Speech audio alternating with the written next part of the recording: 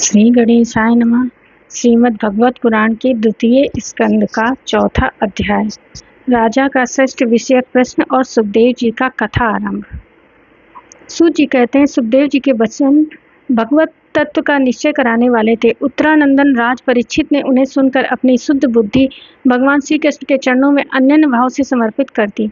शरीर, पत्नी, पुत्र, महल, पशु, धन, भाई बंधु और निष्कपट राज्य से नित्य के अभ्यास के कारण उनकी दृढ़ ममता हो गई थी। एक क्षण में ही उन्होंने उस ममता का त्याग कर दिया। शौनकादि ऋषियों, महामनस्वी परीक्षित ने अपनी मृत्यु का निश्चय समय जान लिया था, इसलिए उन्होंने धर्म, अर्थ और काम से संबंध रखने वाले जितने भी कर्म थे उनका संन्यास कर दिया। इसके बाद भगवान श्री कृष्ण से सदृढ़ आत्मभाव को प्राप्त होकर बड़ी श्रद्धा से भगवान श्री कृष्ण की महिमा सुनने के लिए उन्होंने श्री सुखदेव जी से यही प्रश्न किया जिसे आप लोग मुझसे पूछ रहे हैं। परीक्षित जी ने पूछा, भगवत स्वरूप मुनिवर, आप परम पवित्र और सर्वज्ञ हैं। आपने जो कुछ कहा वह सत्य एवं उचित है। आप ज्यों-ज्यों भगवान की कथा कहते जा रहे हैं, त्यों-त्यों मेरे अज्ञान का पर्दा फटता जा रहा है। मैं आपसे फिर भी ये जानना चाहता हूँ कि भगवान अपनी माया से इस संसार की सृष्टि कैसे करते हैं। इस संसार की रचना तो इतनी रहस्यमयी कि ब्रह्मादि समर्थ लोकपाल भी इसको समझने में भूल कर बैठते हैं। भगवान कैसे इस प्रश्न विश्व की रक्षा और फिर संहार करते हैं। अनंत शक्ति परमात्मा किन किन शक्तियों का आश्रय लेकर अपने आप को ही खिलौने बनाकर खेलते हैं। वे बच्चों के बनाए हुए घरौंदों की तरह ब्रह्मांडों को कैसे बनाते हैं और फिर किस प्रकार बात ही बात में मिटा देते हैं। भगवान श्री हरि की लीलाएं बड़ी ही अद्भुत हैं, अचिंत्य हैं। इसमें संदेह नहीं कि बड़े बड़े विद्वानों के लिए भी उनकी लीला का रहस्य समझना अत्यंत कठिन प्रतीत होता है। भगवान तो अकेले ही हैं। वे बहुत से कर्म करने के लिए पुरुष रूप में प्रकृति के विभिन्न गुणों को एक साथ ही धारण करते हैं अथवा अनेकों अवतार ग्रहण करके उन्हें क्रमशः धारण करते हैं। मुनिवर, आप वेद और ब्रह्म तत्व दोनों के पूर्ण मर्मज्ञ हैं, इसलिए मेरे इस संदेह का निवारण कीजिए। सूत जी कहते हैं, जब राजा परीक्षित ने भगवान के गुणों का वर्णन करने के लिए उनसे इस प्रकार प्रार्थना की, तब श्री सुखदेव जी ने भगवान श्री कृष्ण का बार बार स्मरण करके उनका प्रवचन प्रारंभ किया। श्री सुखदेव जी ने कहा, उन पुरुषोत्तम भगवान के चरण कमलों में मेरी कोटि कोटि प्रणाम, जो संसार की उत्पत्ति, स्थिति और प्रलय की लीला करने के लिए सत्व, रज और तमोगुण की तीन शक्तियों का स्वीकार कर ब्रह्मा, विष्णु और शंकर का रूप धारण करते हैं, जो समस्त चर अचर प्राणियों के हृदय में अंतर्यामी रूप में विराजमान है, जिनका स्वरूप और उसकी उपलब्धि का मार्ग बुद्धि के विषय नहीं है, जो स्वयं अनंत है तथा उनकी महिमा भी अनंत है।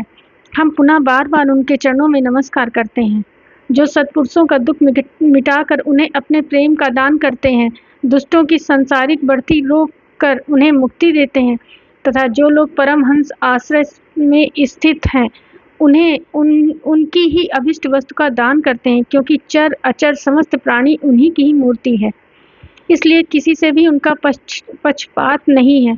जो बड़े ही भक्त वत्सल हैं और हठ पूर्वक भक्तिहीन साधन करने वाले लोग जिनकी छाया भी नहीं छू सकते, उनके समान भी किसी का ऐश्वर्य नहीं है, फिर उससे अधिक तो हो ही कैसे सकता है।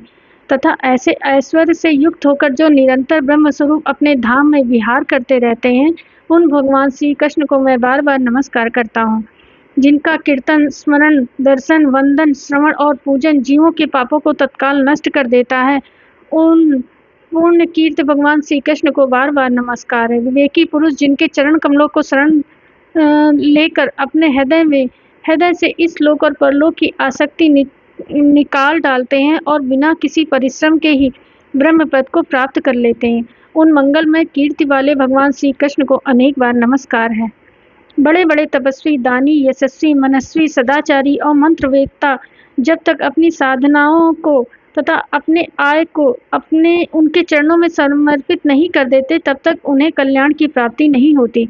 जिनके प्रति आत्मसमर्पण की ऐसी महिमा है, उन कल्याणमय कीर्ति वाले भगवान को बार बार नमस्कार है। किरात, हूण, आंध्र, पुलिंद, पुलकस, आभीर, कंक, यमन और खस आदि नीच जातियां तथा दूसरे पापी जिनके शरणागत भक्तों को शरण ग्रहण करने से ही पवित्र हो जाते हैं, उन सर्वशक्तिमान भगवान को बार बार नमस्कार है। वे ही भगवान ज्ञानियों की आत्मा है, भक्तों के स्वामी हैं, कर्मकांडियों के लिए वेद मूर्ति हैं, धार्मिकों के लिए धर्म मूर्ति हैं और तपस्वियों के लिए तपा स्वरूप है।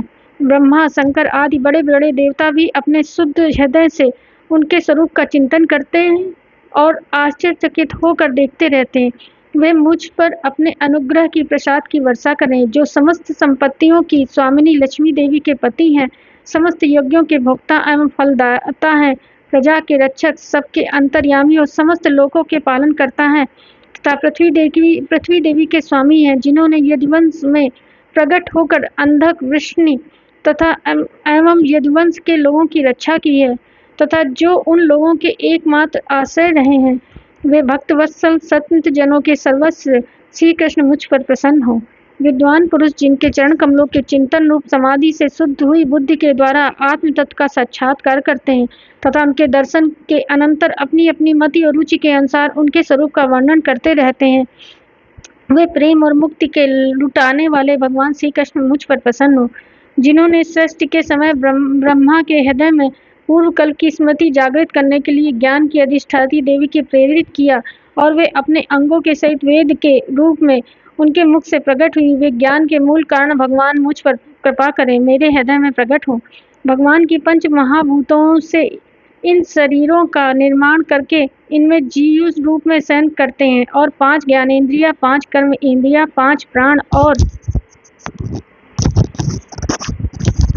1 मन इन 16 कलाओं से युक्त होकर इनके द्वारा 16 विषयों का भोग करते हैं। वे सर्वभूतमय भगवान मेरी वाणी को अपने गुणों से अलंकृत कर दें।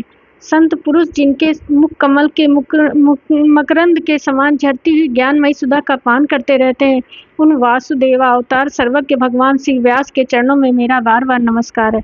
परीक्षित, देवगर्भ स्वयंभू ब्रह्मा ने नारद के प्रश्न करने पर यही बात कही थी जिसका स्वयं भगवान नारायण ने उन्हें उपदेश किया और वही मैं तुमसे कह रहा हूँ।